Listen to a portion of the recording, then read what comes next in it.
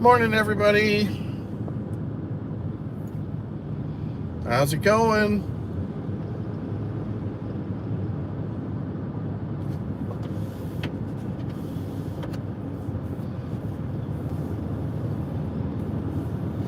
Welcome, welcome. Welcome in. It's a Monday morning, and we are chatting live. I got a long drive ahead of me, and so I thought, hey, why not get on live and chat, see how you guys are doing today, see how my friends in the adjuster world are doing. It's been busy. That's probably why I haven't posted much. It's 12-hour days, so yeah, it's been busy. So very little time to live stream, very little time to make videos, very little time to edit videos. Summer is just busy, busy. So sorry I have not been posting much, but that's unfortunately the way summers work with the adjuster world. Well, hopefully you guys are doing okay. Haven't talked to my crew in a long time. You guys killing it out there too? And summers are always busy. I think for everybody, there's a lot of storms, a lot of hail, a lot of tornadoes, a lot of fires, flood, a lot of water claims. I mean, it's just crazy stuff. But this is our bread and butter. This is where we make most of our money, is in the summertime, and then the rest of the time it's summer and in the fall. So it kind of picks up in the spring. So spring, a little bit of spring, all summer, and a little bit of the fall. That's our season. The rest of the season is, if you are in an area where you had a good hailstorm, then you can work throughout the winter on some of those residual claims. So that's a pretty cool thing. We have not been getting a lot of spring storms here lately for hail. So for the last couple of years, it's been kind of dry. It's been kind of dry on the hail. So we'll get a little storm here and there, but it's nothing big enough to take us through the winter with it. So I've been kind of missing the hailstorms. But out Midwest has been killing it with hail. So they've been having stuff left and right. And I'm rather jealous. I feel like I want to move to Texas. Nah, you can have the heat. I don't want to. It's bad enough here. We got 100 degrees here today in North Carolina, so that's enough heat for me. Mind you, this will only last maybe August. We'll have a really hot August, and then that'll be it. Then it'll start to cool off again. And then as soon as September gets in, we'll be back down to the nice weather again. So we get about 3 weeks of really hot weather, and the rest of the year is awesome. So I'm heading down to Pinehurst, North Carolina. So those who know, this is the golf capital of the world. Pinehurst has got some of the toughest golf courses in the country, and they have many U.S. Opens there. I grew up going to school there, just outside that area, at Sand Hills Community College, and that's in Southern Pines, which is really close to Pinehurst. And I used to golf there. Oh goodness, one time I think I golfed every day for like a month on Pinehurst golf courses. So definitely was a highlight of my life, because all of my friends were working at the golf course in their spare times, and so they would get free passes for me to come and play. So when I was down there, I played more Pinehurst golf courses than you could possibly imagine when I was going to college. And I got really good. My golf game was right on the money. And here's the thing with golf. Golf is something you have to do repeatedly every day in order to get better. It's not a skill that's going to be, pick it up and play once a month and hopefully you get good. That's not how it works. And so golf is a frustrating game typically for the average person, because they don't play all the time. And so they get out there and they swat at a ball and doesn't go where it's supposed to go, and then they get frustrated. Like I had a brother-in-law, now I'm divorced, he's not my brother-in-law, but I had a brother-in-law that he would get so angry when he would play golf. And I said, Wayne, I said, you don't play but 3 times a year. And he's a surgeon, he's very successful in his work, and so he's a perfectionist, and he thinks that it's just going to naturally, he's going to be good at everything. Well, I told him, I said, this is going to humble you. Golf is going to humble you very quickly. It's going to make the perfectionist realize he's a total failure, and and the person that's good at their job make them feel like they're terrible. It's going to humble you, and I love that about golf, because it takes prideful people and makes them show their real colors. And most of the time they get really angry and they're slamming clubs and they're mad, and and I just look at it as like golf is to me a very relaxing sport, because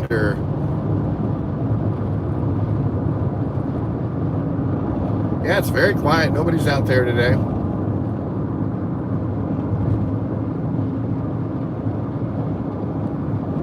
Very quiet live this morning. So we'll just hang out till somebody shows up. No worries.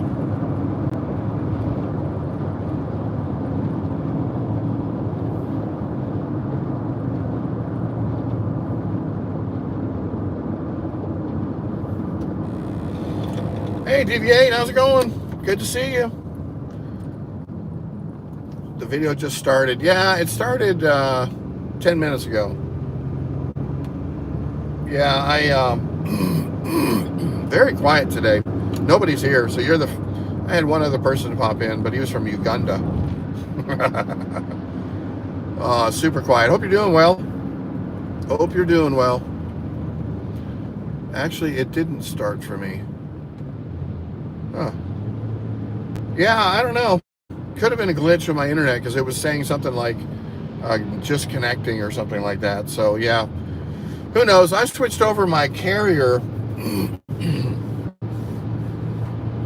until just a moment ago. Interesting. Yeah, I switched over my carrier. I went from AT&T last week. I was so frustrated at AT&T. I've been having so many problems with my internet for the last 3 months. And then they really ticked me off, because I was complaining to them for the last 3 months about getting service at the house. I was getting like 1 bar. My Wi-Fi wasn't working for Wi-Fi calling, and so I had really terrible service. I was getting drop calls all the time. And so they apologized. Yeah, we'll fix it. There seems to be something wrong on our end, whatever. And so then I said, well, what about credit for the last, I'm paying $100 a month for this service, and it's been really crummy, like non-existent almost for the last 3 months. Oh, we'll give you $40. And I said, what, $40 credit a month? Oh, no, $40 credit for the whole 3 months. I was like, hey, I've been with you for 25 years, and I'm having problems for 3 months of service. You only have the nerve to give me $40 credit for 3 months of bad service. That was the last straw. So basically, I then looked into, I was going to add Starlink service to my satellite service, thinking, hey, maybe that would help. And I guess I read it wrong. They basically said, hey, when your service fails out, then Starlink will kick in. This is the one from Elon Musk. And it would kick in, and you would get then really good service when your service kicks out. Well, mine's kicking out all the time. It's dropping service all the time. So I was thinking, great. So I sign up, and they tell me it's going to be $20 a month to add it to my phone line, to my existing service. So I'm thinking, okay, great. I can make AT&T better by having satellite hookup. And they also tell me that it works overseas in 213 countries. And I'm like, yeah, that sounds awesome. Getting ready to go to the Philippines in the fall. So I was thinking, this is really cool. And the Philippines, sure enough, they're on the list.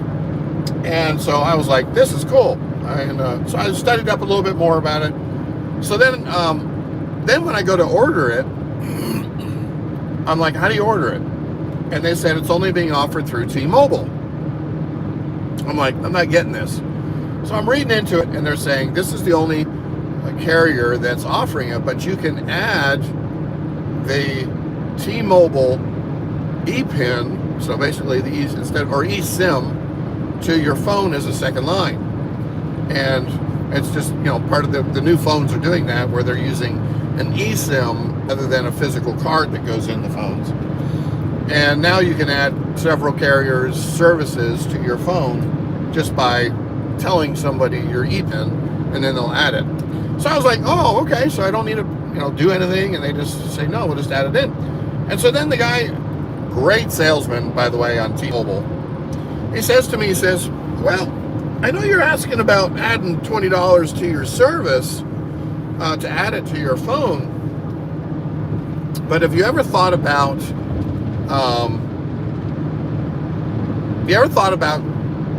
switching over to T-Mobile?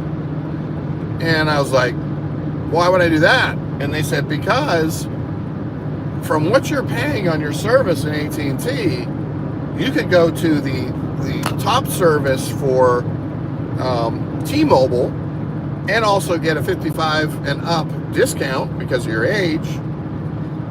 And the satellite program is included in that. And I was like, oh, so now I get the satellite basically for free, added to my phone, and I just switch over carriers. Well, I'm not happy with AT&T, so I'm thinking, all the other carriers are probably the same. And I look at T-Mobile, and they got great service. Anyway, so he says, well, as another incentive, we're going to offer you a new phone. And I was like, well, what kind of phone? And they're like, well, since you're buying the top of the line service, we're going to give you $1,000 credit towards any iPhone that you want. And I'm like, okay, so what does that get me? And he goes, an iPhone 16 Pro. And I'm like, wow. And he goes, yeah, 256 gig. And I'm like, wow. And I'm like, what's the catch? And he's like, no catch. You even get to keep your old phone. And I'm like, I had an iPhone 14 Pro, 256 gig. And I'm thinking, I'm going to get a brand new phone, iPhone 16 Pro, 256 gig, satellite service for the exact same price that I'm paying with AT&T. I'm thinking, wow, you're actually getting me kind of excited about switching. And he says, even better. He says, we offer you free Netflix for life.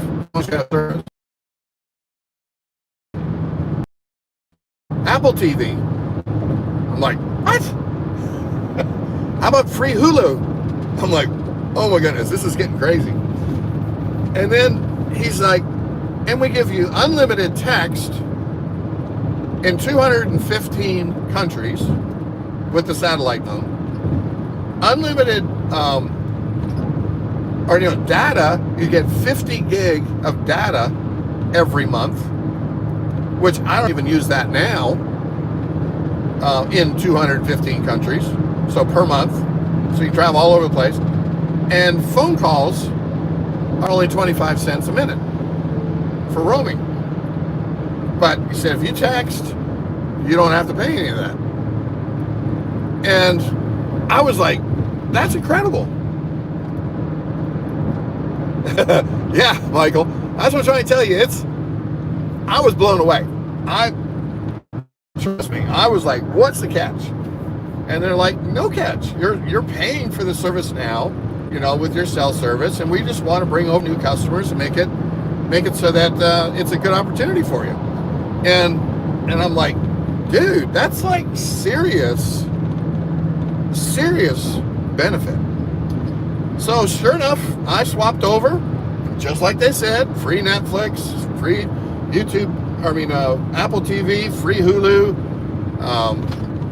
I talked to the next supervisor or whatever when I was hooking it up. I said, just wanted to clarify, 215 countries on satellite phone, right? He's like, yeah. He says, unlimited text. And I was like, that's incredible. And then he's like, 50 gig gig of data per month included in your plan. I'm like, yeah, that's what I heard.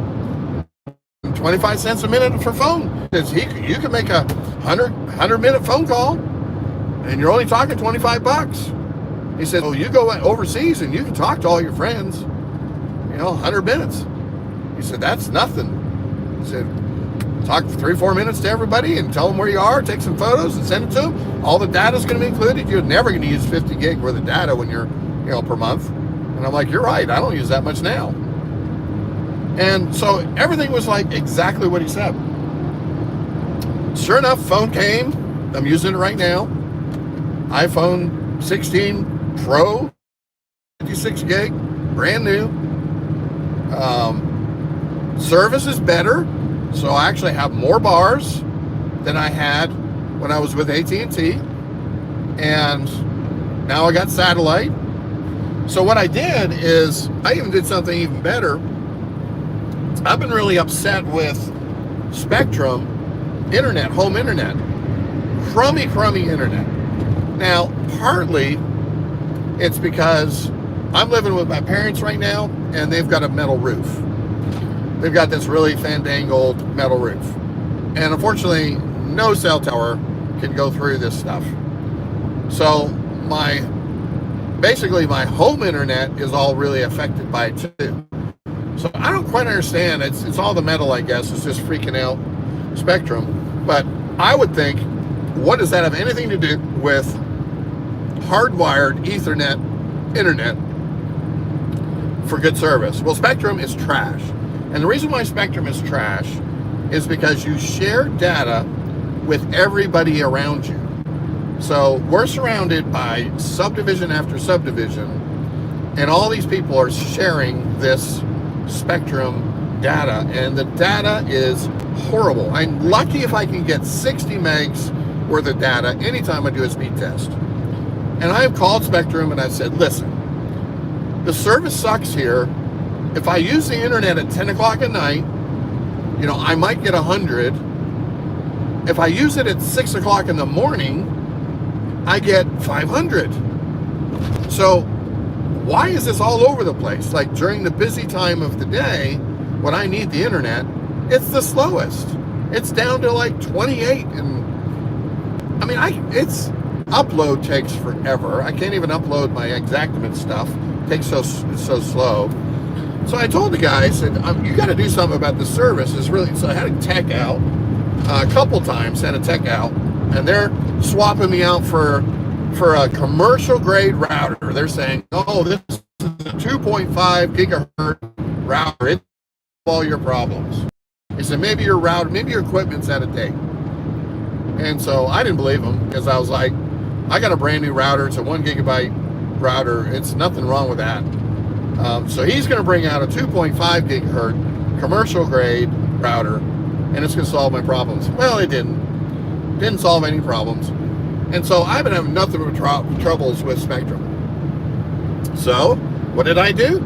I look into Starlink again, Elon Musk's internet, and they have a business satellite that mounts to your house that you can get home internet for a business. You can get it for residential, but here's the thing. I didn't want it for residential because the residential was $85 a month.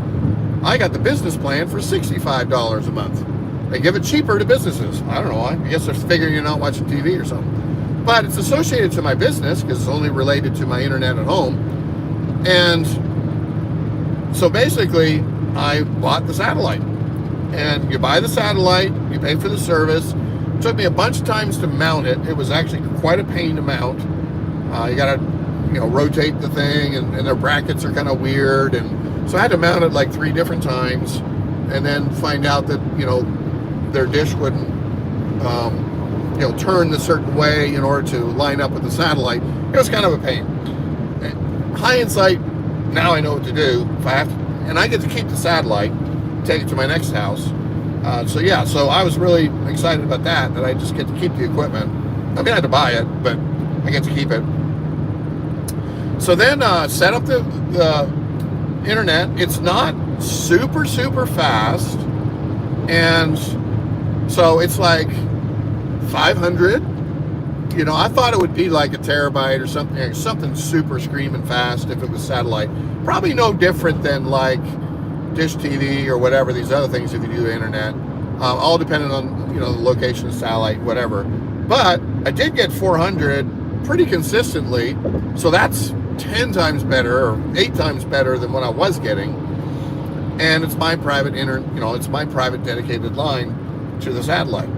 So very pleased with that. Now the only thing I'm doing to upgrade right now is buying more routers to make a mesh system in the house. So I don't know if you guys are familiar with mesh, but that's like when you're wireless, your wireless may not be so strong if you're too far away from one receiver, so then you put another receiver in, they join together and start talking to each other. Well, now your area of coverage becomes bigger. Then you take another one, move it to another location, they all talk to each other, now your area is completely covered. You can do this endlessly in your house, is create this extender or mesh router. But I got a couple more coming. My parents' house is a concrete house, and it's got a bunch of metal in it, bar and all that stuff. So the service getting into the house is like right at the window, and so that uses up the one that really should have been 20 feet away from the original router. No, this one actually has to get into the house, and